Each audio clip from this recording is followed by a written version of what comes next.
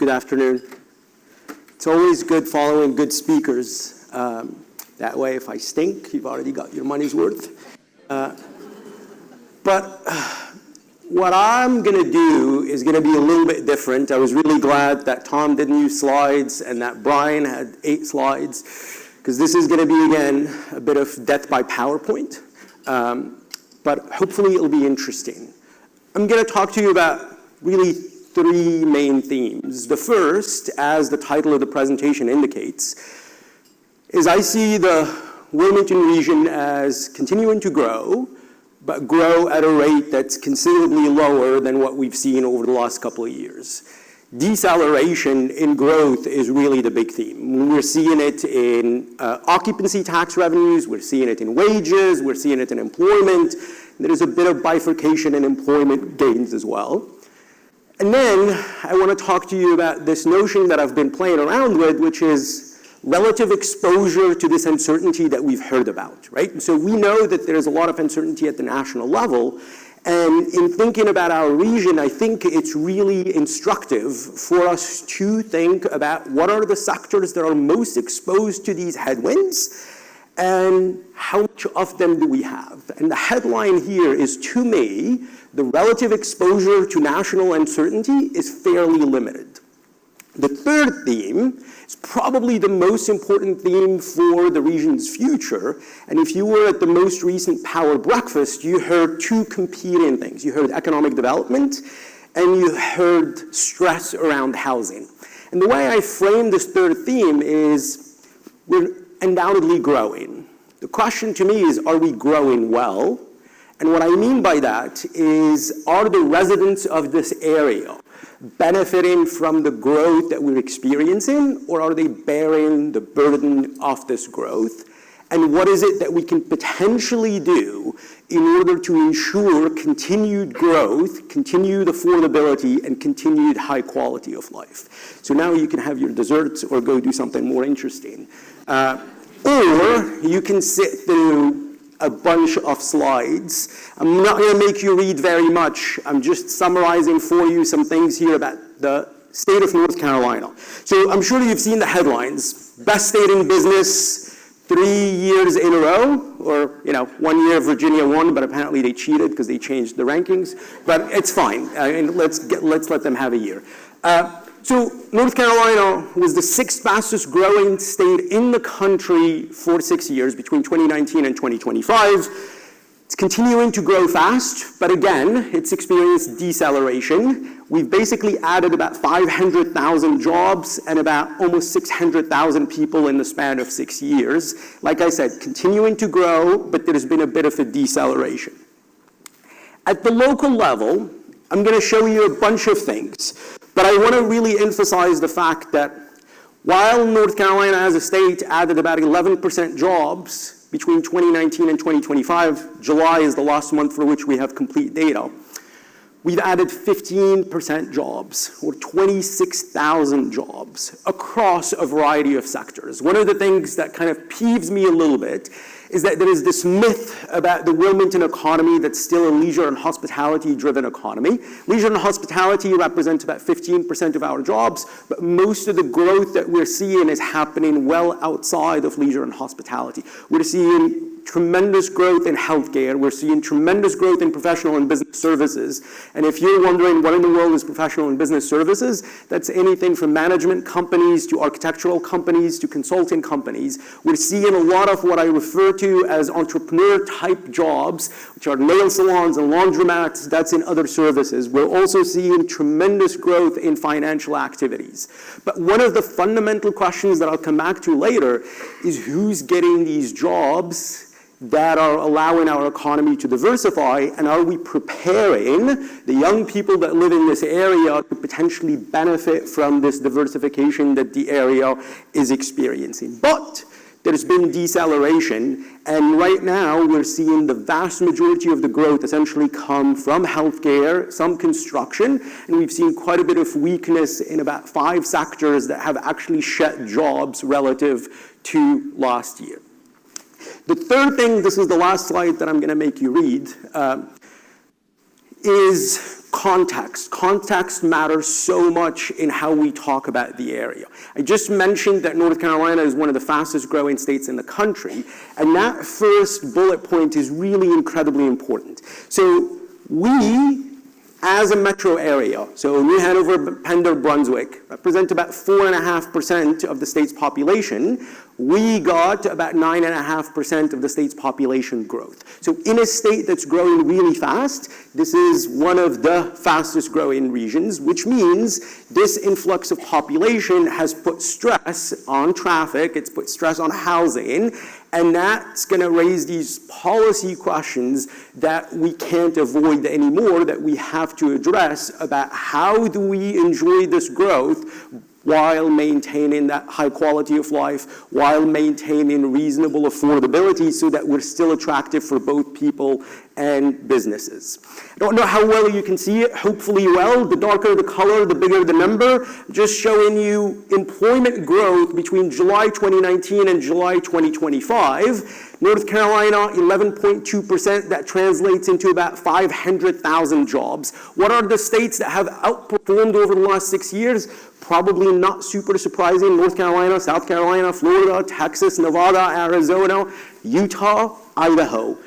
Amenity-rich areas, nice weather, high quality of life. That's really not super surprising. What's happened over the last year?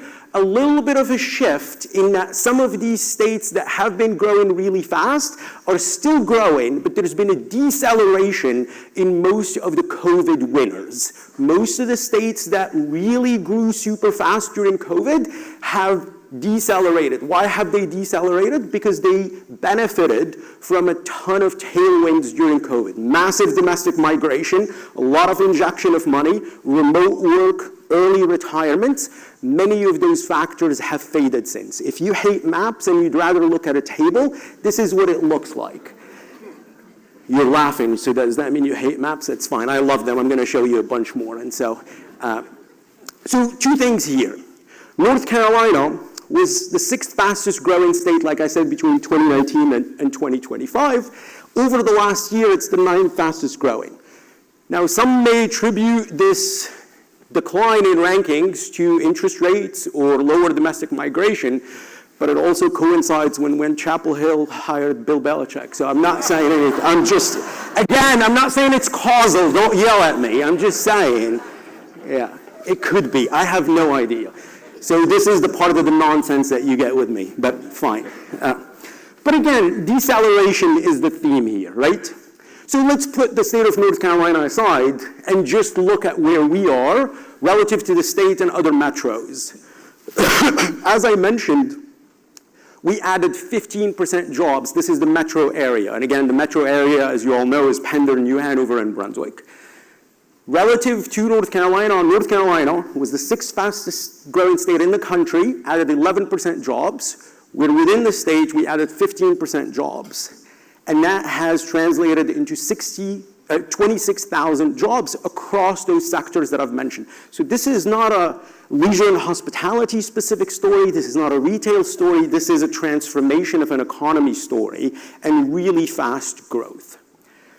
Where is this growth coming from? It's coming really from 4 sectors. These are percentages. So healthcare has been the fastest growing sector, 62% growth. Now that's lying by statistics, because so 62% translates into about 12,600 jobs. And why do I say it's lying by statistics? Because it also has the reclassification of the government healthcare jobs into the private sector. So half of that 12,000 jobs is due to reclassification, but the other half is due to actual growth in jobs in the healthcare industry. Now, why are we growing in the healthcare industry? Obviously, the area is aging. We've experienced shortages, and we also have a lot of pickleball injuries. But I can't help myself, pickleball. I mean, we can talk about it later. But deceleration, look, maybe I can go back. I want to show you this to appreciate the point. I keep saying deceleration, and it's not because I'm forgetting what I want to talk about, it's because it's important. So this is the growth rate over the last 6 years. This is the growth rate over the past year, right? So we're still growing, but we're no longer one of the standout areas in terms of growth. And one of the reasons for that is because we've benefited from a lot of the tailwinds that have injected a ton of money into the area, a lot of retirements, a lot of employment growth, a lot of good things that have slowed down. So the sky is not falling, but there are some things that are flashing orange. And if you want to do a decomposition, this is showing you, multiply those numbers by thousands to see the change in the number of jobs by sector. Healthcare has added 1,400 jobs over the last year, but we have on the other side of the spectrum leisure and hospitality, which is sensitive to consumer spending. And both Tom and Brian noted that consumer spending went through these fluctuations, are now starting to shed some jobs. We saw reports that room occupancy tax revenues, while still positive, are growing at a much, much slower rate. So to me, deceleration, and if that's not convincing, what I've done here is I'm trying to show you what's happened in terms of addition of jobs over the first 6 months of every year, going all the way back to 1998. And if you just focus on the post-COVID years, so COVID is when we saw that big decline, you see that the year after COVID, in the first 6 months of 2021, we added 9,000 jobs. In the first 6 months of 2022, we added 9,000 jobs. And then you can see 7,000 and then 4,000. And this year so far, in the first 6 months of 2025, we've added 2,500 jobs. That is very similar to pre-pandemic years. So I get a lot of phone calls asking me about anchoring growth expectations. And what I tell people is do away with the growth rates that we've experienced over the last couple of years and really anchor growth rates to pre-pandemic levels. It's not that we're going to be declining, it's that the growth rates have softened, and we have a ton of indications that that's the case. I know it's a lot of colors. I want you to just what I'm showing you here, I get this question a lot, and I really think it's incredibly important. I'm showing you this for two reasons. The first is I want to tell you that we're a really diversified economy. This is just New Hanover County. I'm showing you three colors, blue, green, and orange. Blue is the share of a sector's employment. Green is the share of establishments that are in that particular sector, and orange is the share of that sector's wages. So I want to show you one thing that's important in terms of diversification. So if you look at leisure and hospitality, you can see that it represents 15% of all the jobs in New Hanover County, but it only represents 6% of all the wages in the area. Okay, so different metrics are going to tell us a different story. The other thing that I really want to show you is look at professional and business services and healthcare. They represent between them about 40% of our economy, irrespective of which metric you end up using.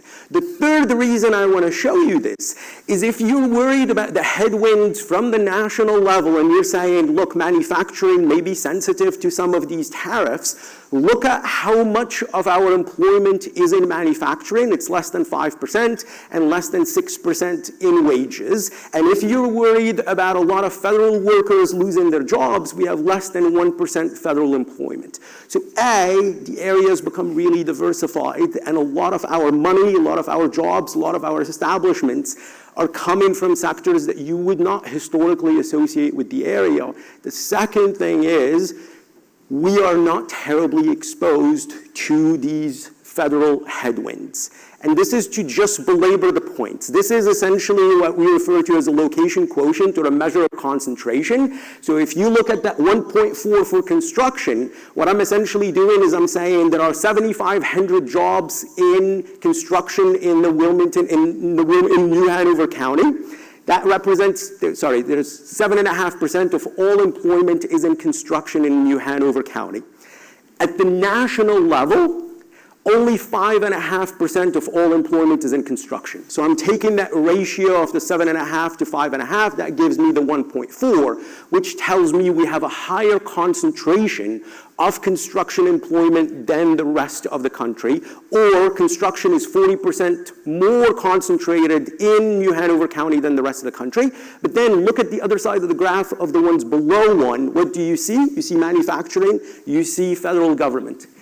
less exposure to sectors potentially sensitive to some of these headwinds. And I'm going to belabor the point further, and I'm going to show you the state's GDP. This is North Carolina's GDP adjusted for inflation. This is 2024 GDP in North Carolina. North Carolina's GDP is about $662 billion. North Carolina as a state is much, much more sensitive to potential shocks to manufacturing. 85 billion of that 662 comes from manufacturing than we are.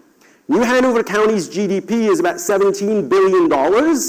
Our exposure to the sectors we see in the headline, even though Brian told us to ignore the headlines, are very small, right? We have an economy that's become more diversified, that's resilient, and that's not as exposed to some of these headwinds. So while there's been this deceleration, I don't see us as flashing red or even orange because we've become more diversified and because we don't tend to have an economy that is terribly tied to the sectors that are most exposed to federal shocks. We're clearly tied to consumer spending, and if consumer spending were to decline, we'll feel it, but not to the same extent that we would have felt it a decade ago.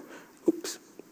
The last thing I'll show you before I move on to my last theme is this is probably the thing that gets the least attention. So I pulled data from the port of Wilmington in order to understand. So last year, about $7 billion worth of stuff came through the port. So we have this thing called the custom value of imports. And what I'm showing you here is the custom value of imports by month for 2024 and 2025. Two things here. You see in February and March, companies were trying to jump the tariffs, and so we saw a little bit of an increase. But then you see this decline in imports coming through our port, and you see the big difference in July, where there was a 35% decline in imports coming through the port of Wilmington. So if there is exposure, it's largely coming from port exposure and sectors that are potentially sensitive to that. So transportation type sectors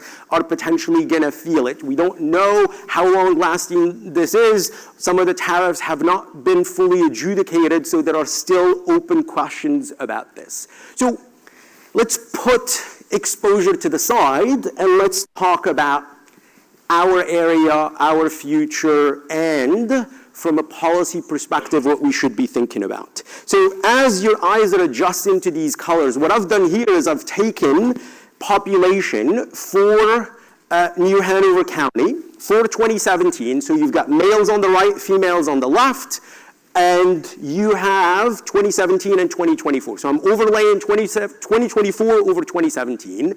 If in a particular age group, you see that light orange is sticking out for males or light pink is sticking out for females, then that means the population for that age group is higher in 2024 than it was in 2017. And you're probably concluding, oh my God, it's higher in just about every age group in 2024 than 2017. That's not super surprising. I'm going to give a nod to the university here. Look at where the bulge is for New Hanover County. It's in the age of 20 to 24, and we've seen about a 1,400% increase in males between 2017 and 2024, and then about an 1,800 increase in females during that same time period. Just about every age group has gotten bigger, with the exception of people between the ages of 55 to 59. And then, as you can see at the very bottom, we have fewer people under the age of 5 and between ages of 5 and 9. I've made this point before, and it's important, is that in the area, the vast majority of our growth, in fact, all of our growth is coming from domestic migration because births have been below the number of deaths for about a decade now in all of Southeast North Carolina. So the vast majority of the growth is coming from individuals moving into the area. And then I'm going to show you Brunswick County. A healthy population pyramid looks like a pyramid. This is an inverted pyramid, right? So they are heavy up top, meaning they have a much older population. And again, as you can see, the number of people in 2024 exceed the number of people in 2017 in just about every age group. To give you a sense of what's going on, if you add up these numbers, there was about a 36,000 person increase in Brunswick County in this period, 26,000 of whom are over the age of 60. People are going to keep coming to the area. They're going to keep coming to the area because high quality of life, it's relatively more affordable than where they're coming from. And let's be honest, because their cousin told them it's a nice place to live, right? And so I was talking to somebody the other day, and this is really a true story, and I said, I'm really trying to get a sense, I use a lot of foot traffic data that I'm not going to show you. I said, I really am trying to get a sense of population changes in real time. And he said, you should hire a bunch of students and have them stand outside of Harris Theater, count yellow license plates. And I said, that's probably a good idea. So if somebody has some money that they want to give us, we can do that.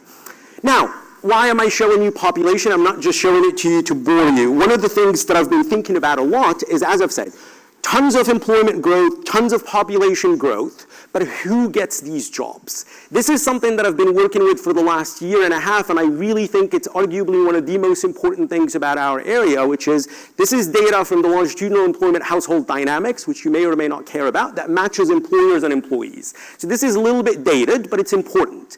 It's showing that in the first quarter of 2023, there were basically 10,000 new employee-employer matches, meaning new people getting employed at a new employer. Why am I telling you this? Because we can see where these employees actually came from.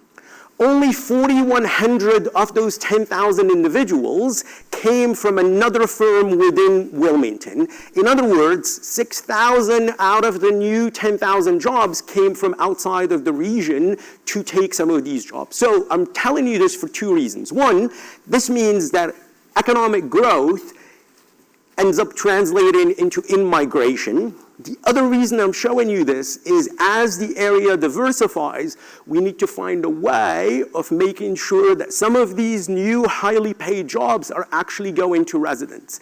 If you hate maps and you'd rather look at a table, it was prettier in my slides, I'm showing you two things here. So that second column is really important. I mentioned earlier that professional and business services is one of the fastest growing sectors in the area. That 33% that shows share from Wilmington essentially says, if there are 100 jobs created in professional and business services, only 33 of them are taken by individuals that were previously employed in the Wilmington region, and the rest are coming from outside. And so to me, it's imperative that we ensure that residents of the area are benefiting from this increased diversification and this increased growth. The last thing I'll show you, 3 more maps, and then I'll shut up and you can ask some hard questions.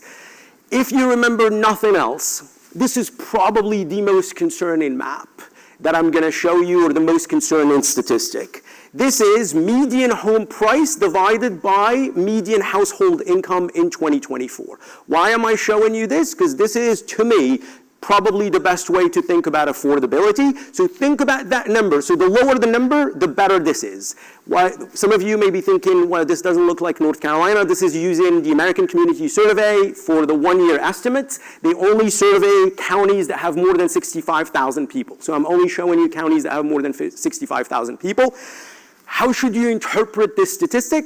This is telling us that, for example, in New Hanover County, it would take an individual 5.5 years worth of income in order to be able to afford a median house in New Hanover County. We have the 3rd highest ratio in the state after Orange County, which we know is a very affluent county, and Henderson County.